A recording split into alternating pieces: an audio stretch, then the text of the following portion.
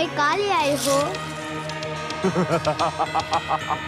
मैं एग्रीव दानव हूँ और ये मेरा भवन है और तुम चारों अब सदैव यहीं रहोगे। तुम कपटी हो। तुमने हमारे साथ छल किया। तुम्हें अपने अधिकार में लेने के लिए मैं कुछ भी कर सकता था, पर भगवान ने हमें मानव के लिए बनाया है। हम मानव कल्याण के लिए रचे गए हैं। हमें मानव के पास जाना है। अब तुम कहीं नहीं जाओगे। बड़ी कठिनाई से तुम्हें प्राप्त किया है। अब देखता हूँ मानव हमसे अधिक शक्तिशाली कैसे बनता है। तुमने हमें मुक्त नहीं किया तो भगवान विष्णु तुम्हारा सर्वनाश कर देंगे।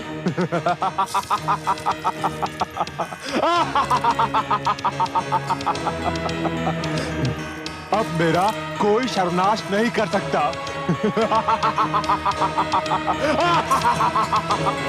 और यदि तुम में से किसी ने भी यहां से भागने का प्रयत्न किया तो तुम सबको नष्ट कर दूंगा।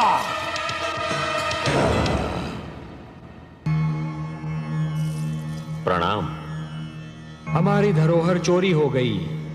कोई हमारे वेदों को अपहरण कर ले गया। यही सूचना लेकर आए हैं ना आप ब्रह्मा जी? आपसे क्या छुपा है सर्वेश्वर? हाँ, ऐसा ही हुआ है। मैं शिवलोक गया था। मेरी अनुपस्थिति में कोई उन्हें चुरा ले गया। ये कार्य दानव हयग्रीव ने किया है। जब से देवताओं ने दानवों और असुरों पर श्रेष्ठता प्राप्त की है, तभी से वो दुष्ट द्वेष की अग्नि में जल रहे थे। अब जब उन्हें यह ज्ञात हुआ कि वेदों के कारण मानव भी उनसे श्रेष्ठ हो जाएगा, तो वो सहन नहीं कर सके। मैं हयग्रीव को ऐसा कड़ा दंड दूंगा कि वो जीवन भर भूल नहीं पाएगा। ब्रह्मा जी, वेद मेरी वाणी है। मानव कल्याण के लिए उन्हें मैंने रचा था। उसने वस्तु मेरी चुराई है और इसीलिए अपने विरुद्ध किए गए अपराध का दंड भी उसे मैं ही दूंगा। परंतु आप निश्चिंत रहिए। काग अपनी चाल बदल लेने से हंस नहीं बन जाता। विष अपना रंग बदल लेने से अमृत नहीं हो सकता। वेदों को अपने निकट रखने के उपरांत भी दानव अपनी दानवी प्रवृत्ति नहीं बदल सकते। फिर भी अपनी पवित्र वाणी को अपवित्र वातावरण में नहीं रहने दूंगा मैं। यह मेरा संकल्प है। जो संस्कारहीन है वो ज्ञान तक पहुंचकर भी अज्ञान के अंधकार से बाहर नहीं निकल सकते। हे जनार्दन, एक और विचार भी मुझे व्याकुल कर रहा है। मेरे अनुरोध पर भगवान शिव ने पृथ्वी को जलमग्न करने का निर्णय लिया है। दूसरी ओर मनु ने सृष्टि की सुरक्षा के लिए आमरण व्रत रख लिया है। धरती के जलमग्न होने में अधिक विलंब नहीं है। आपके पुत्र मनु की इच्छा और हमारा उद्देश्य एक ही है। उसकी इच्छा है मानव कल्याण और वही हमारा भी उद्देश्य है। अब महादेव के निर्णय और हमारे उद्देश्य की पूर्ति के बीच क्या होना है, यह आप हम पर छोड़ दीजिए। आप चिंता मुक्त होकर जाइए ब्रह्मलोक। हे नारायण, सृष्टि के कल्याण के लिए आप जो भी करेंगे, सृष्टि का कल्याण उसी में है। प्रणाम।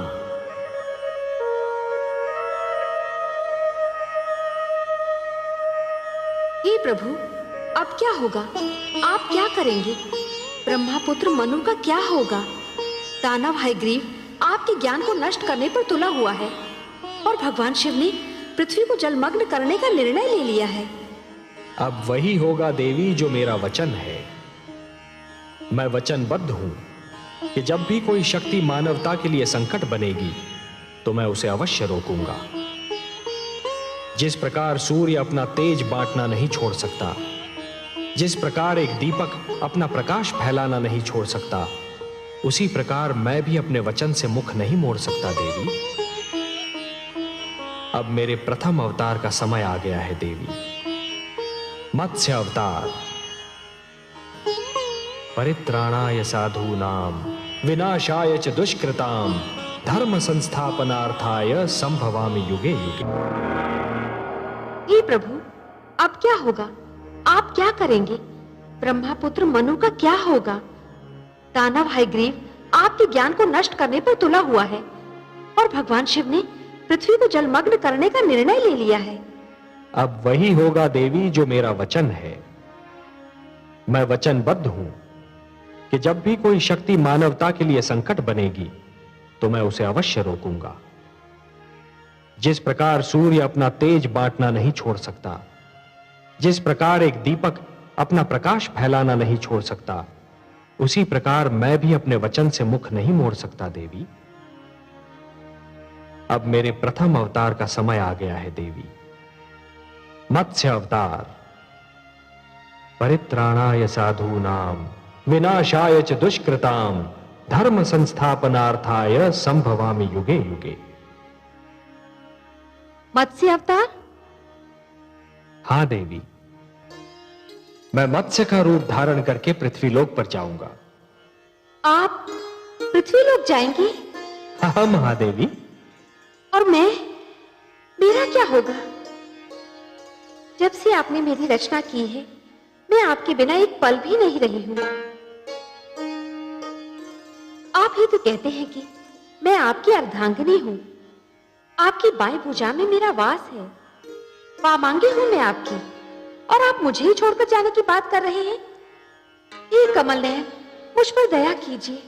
एक क्षण भी मैं आपसे दूर नहीं रह सकती। हे सर्वश्रेष्ठ, हे नारायण, आपकी लक्ष्मी आपसे दूर नहीं रह पाएगी। दूर तो मैं भी नहीं रह सकता आपसे महादेवी। अपना विष्णु रूप पाते ही मैंने आपकी रचना की थी, तो मैं आपसे दूर कैसे रह सकता हूं? भला पुष्प से सुगंध और सागर से लहर दूर रह सकती है? हमारे एकाकार होने का समय आ गया है देवी।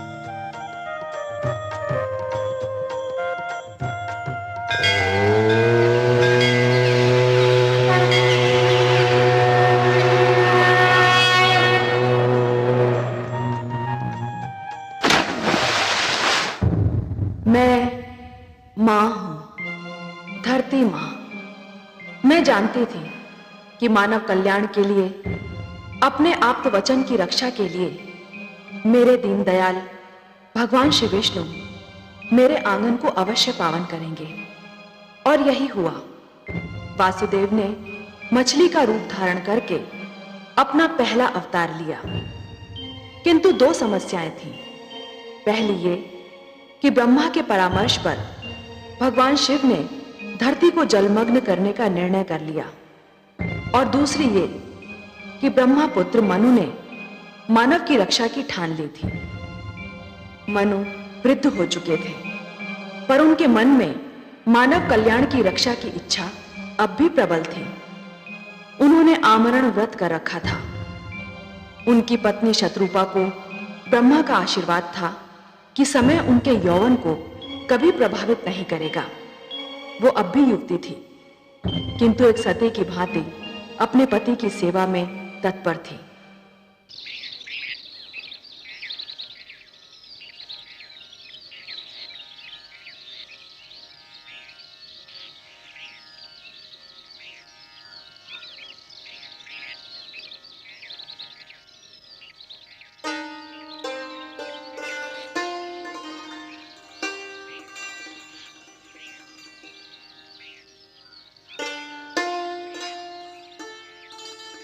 आपकी संध्या तर्पण का समय हो गया है स्वामी।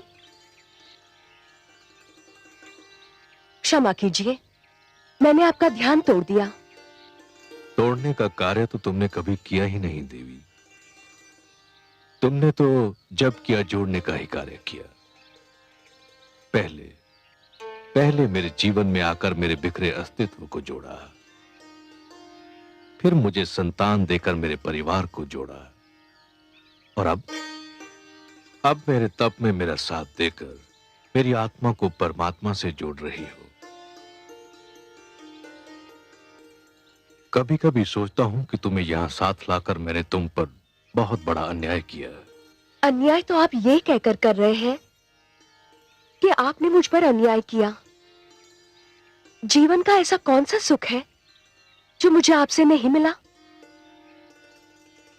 ऐसा कौन सा ऐश्वर्य है जो आपके साथ रहकर मैं नहीं भोग पाई?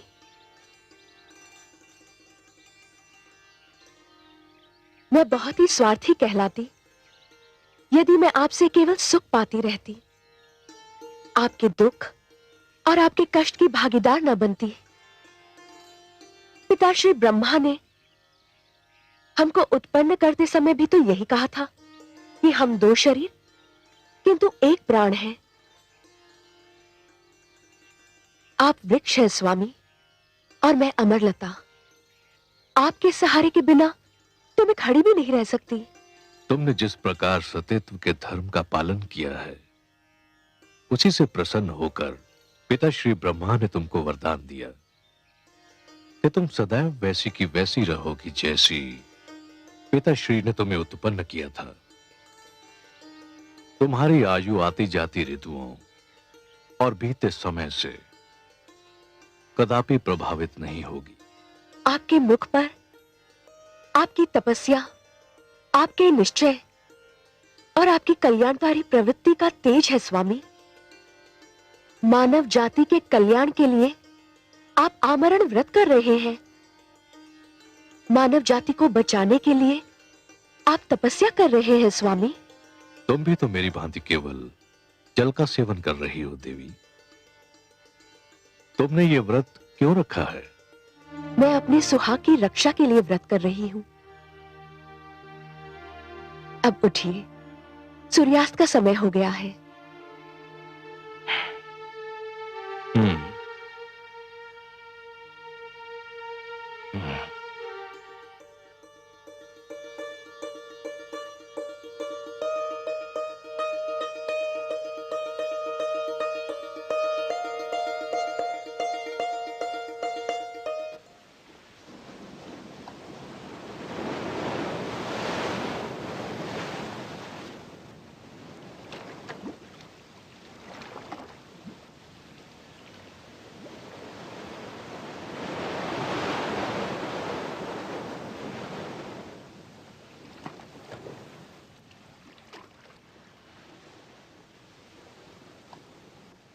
ओम हिरण्यवर्णां हरिणीं सुवर्णरचितस्रज्जां चंद्रां हिरण्मयीं लक्ष्मीं जातवेदो महावः। ठहरिए महाराज। तुम? क्या मैंने अभी तुम्हारी वाणी सुनी थी? हाँ महाराज, मैंने ही विनती की थी कि मुझे जल में न छोड़िए। किंतु क्यों? तुम तो जलचर हो। तुम्हारा तो जीवन ही जल के बिना संभव नहीं। ये सत्य है महाराज, परंतु जल में भी मेरा जीवन संभव नहीं। क्यों? क्या कष्ट है तुम्हें? आप जहाँ मुझे छोड़ने जा रहे हैं, वहाँ बड़ा मत्स्य छोटी मत्स्य को निगल जाता है। मैं वहाँ सुरक्षित नहीं रह पाऊंगा, मुझ पर दया करें। तो फिर तुम्हें कहाँ रखूं जहाँ तुम सुरक्षित रह सको? मुझे अपने कमंडल में रख लीजिए महाराज। आपके जल भरे कमंडल में मुझे कोई भय नहीं होगा। यदि तुम ऐसा समझते हो तो मुझे कोई आपत्ति नहीं।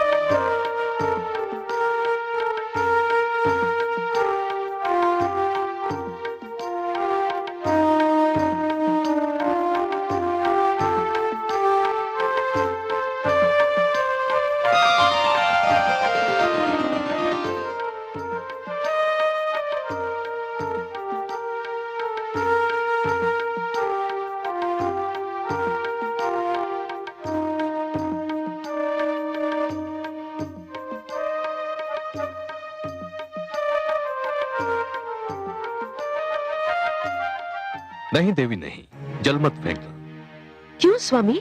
कमंडल में एक मत्स्य है, मैंने उससे जीवन रक्षा का वचन दिया है। ये तो छोटी सी मछली है। ये आपने बहुत अच्छा किया जो मुझे बता दिया, नहीं तो इसके प्राण चले जाते।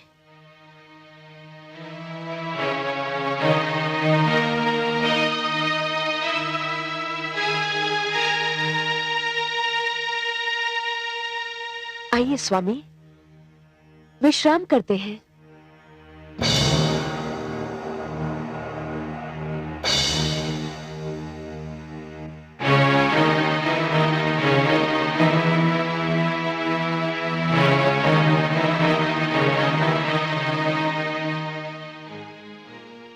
हे दानवराज, आप हमें मुक्त कर दीजिए। आपने हमें छोड़ दिया तो भगवान विष्णु आपसे बहुत प्रसन्न होंगे। मुझे तुम्हारे विष्णु की कृपा नहीं चाहिए। चुपचाप अपने स्थान पर बैठे रहो, नहीं तो कड़ा दंड दूंगा।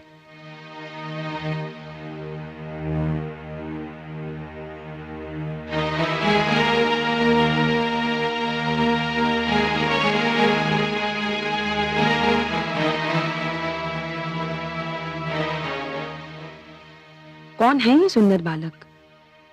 इन्हें किसने बंदी बनाया है? हम भगवान विष्णु के आप्त वचन माता दानव हयग्रीव हमारा अपहरण करके हमें यहाँ ले आया है। छोड़ दो इन्हें। मुझे खेद है माता, मैं आपके आदेश का पालन नहीं कर सकता। क्यों? क्यों नहीं कर सकते मेरे आदेश का पालन? ये चारों दानवराज हयग्रीव के बंदी हैं और उनका आदेश है कि इन्हें ना छोड़ा जाए। माते,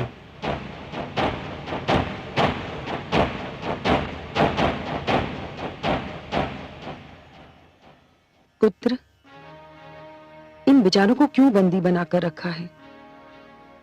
छोड़ दो इन्हें, मुक्ति दे दो इन सुंदर भोले भाले बालकों को। नहीं मां, ये नहीं हो सकता। ये भगवान विष्णु के आप्त वचन हैं, ज्ञान का भंडार है, बहुत महान है। जानता हूं मां, इसीलिए तो इनका अपहरण किया है। विष्णु ने इन्हें मानव कल्याण के लिए जन्म दिया है, दानव समाज को नीचा दिखाने के लिए रचा है इन्हें। परंतु पुत्र, तू क्या करेगा इनका? कुछ नहीं मां, बस इन्हें बंदी बनाकर रखूंगा। ज्ञान, बुद्धि और प्रकाश को तू बंदी बनाकर रखना चाहता है? मेरी मान, यदि तू इन्हें ले ही आया है तो इनसे कुछ ज्ञान सीख ले, बुद्धि प्राप्त कर ले, इनके प्रकाश से अपने जीवन में उजाला कर ले। मुझे इन वस्तुओं की कोई आवश्यकता नहीं है मां। कैसे आवश्यकता होगी तुझे इन वस्तुओं की? तेरे मस्तिष्क में तो अज्ञान और अहंकार भरा हुआ है। कैसा अभागा है तू? तेरे घर में ज्ञान और बुद्धि के 4 दीपक हैं और तू अंधेरों में भटक रहा है। मां, तुम जब भी आती हो मेरे लिए अब शब्दों का ही उपहार लाती हो। कैसी माता हो तुम? कैसी माता हूं मैं? एक अभागन माता हूं। और कैसी माता हूं मैं? मैं ऐसी माता हूं जिसे उसकी संतान ने एक पल भी सुख नहीं दिया। तुम चाहती क्या हो मां? मैं चाहती हूं कि तू इन्हें मुक्त कर दे। नहीं करूंगा। तो फिर मैं ले जाऊंगी इन्हें अपने साथ। नहीं ले जाने दूंगा। मैं देखती हूँ कौन रोकता है मुझे। मैं रोकूंगा इन्हें।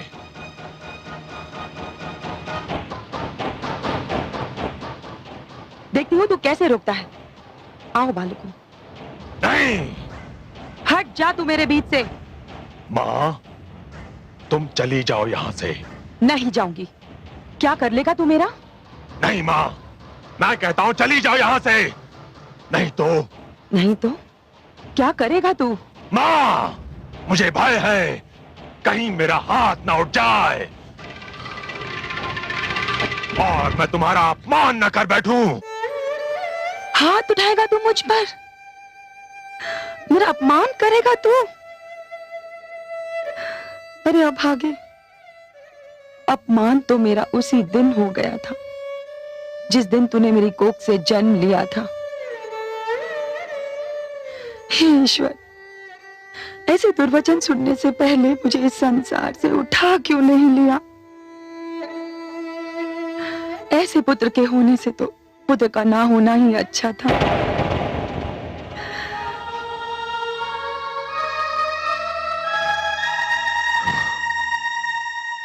अब तुमने यदि किसी से सहायता मांगी अथवा मांगने की चेष्टा की तो मैं तुम सबको नष्ट कर दूंगा।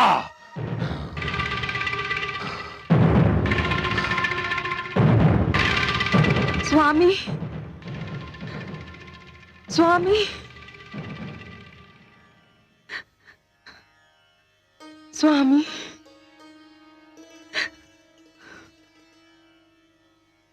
आगे कुछ कहने की आवश्यकता नहीं है देवी।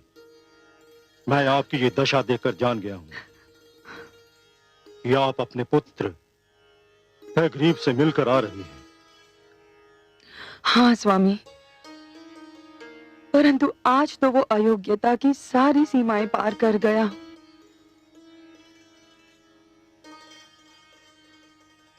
जो किसी सीमा को मानता ही ना हो उस पर यह दोष लगाना ही व्यर्थ है कि वो अयोग्यताओं की सारी सीमाएं पार कर गया।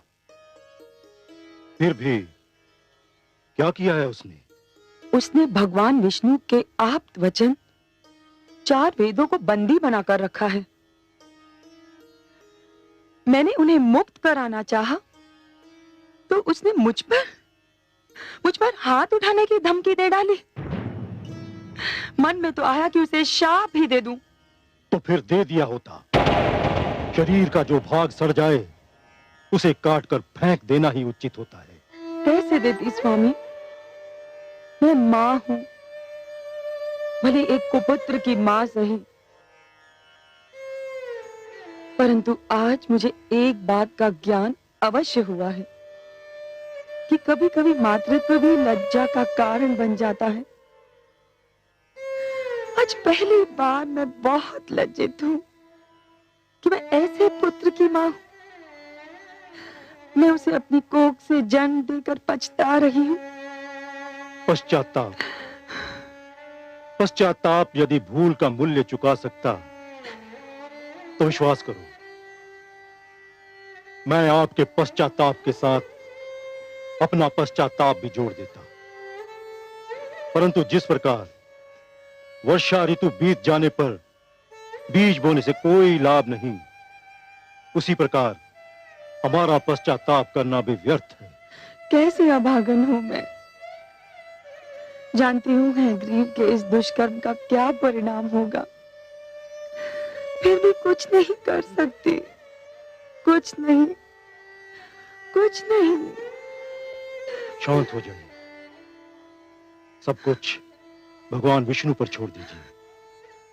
वो जो भी करेंगे उचित ही होगा, न्याय के अनुकूल होगा। शांत हो जाइए।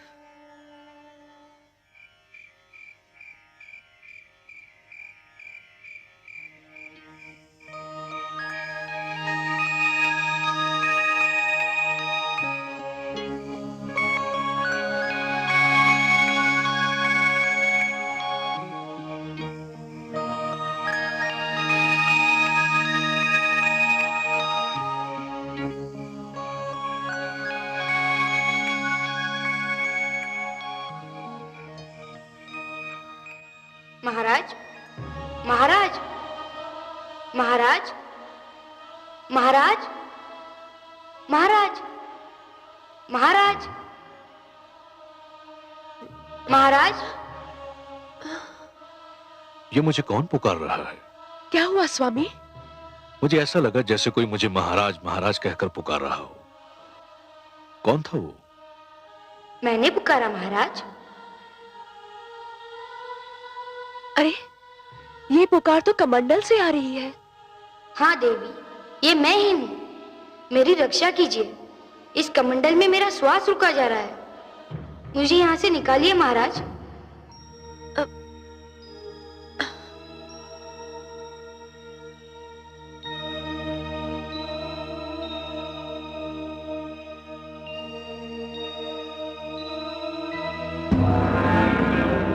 अरे मत्स्य का आकार तो कमंडल के बराबर हो गया है। मुझे अनुमान नहीं था कि कोई जलचर एक ही रात्रि में इतना बड़ा हो जाता है। इस कमंडल में तो इसका श्वास घुट जाएगा। मैं इसे बाहर के जलाशय में छोड़ आता हूं, इसे वहां चैन मिल जाएगा।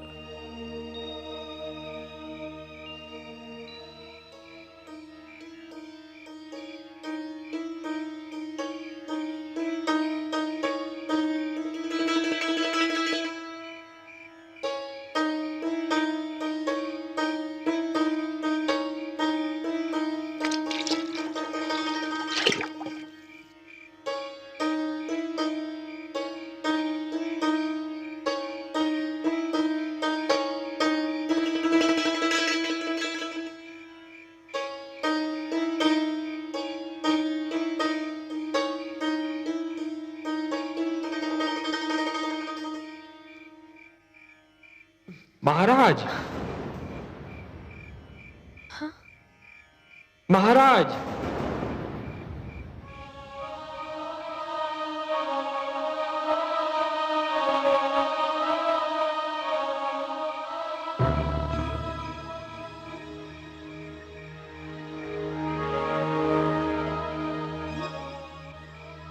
इसका आकार तो इतनी शीघ्रता से बढ़ रहा है कि मैं आश्चर्यचकित रह गया हूं। मैंने किसी मत्स्य को एक ही रात्रि में इस प्रकार बढ़ते नहीं देखा है। स्वामी, क्या ये मत्स्य है? मुझे तो शंका हो रही है कि ये मत्स्य नहीं कुछ और ही है। अरे कुछ नहीं है देवी, संसार में ऐसे चमत्कार तो होते ही रहते हैं। यह भी ईश्वर का कोई चमत्कार होगा। आप चिंता मत कीजिए। तो अब आप इसे कहां ले जाएंगे? इसका आकार इतनी शीघ्रता से बढ़ रहा है कि सागर के अतिरिक्त इसका कोई स्थान नहीं हो सकता। मैं इसे ले जाकर सागर में छोड़ दूंगा। अब इसे किसी बड़े मत्स्य या जीव जंतु का भय नहीं है।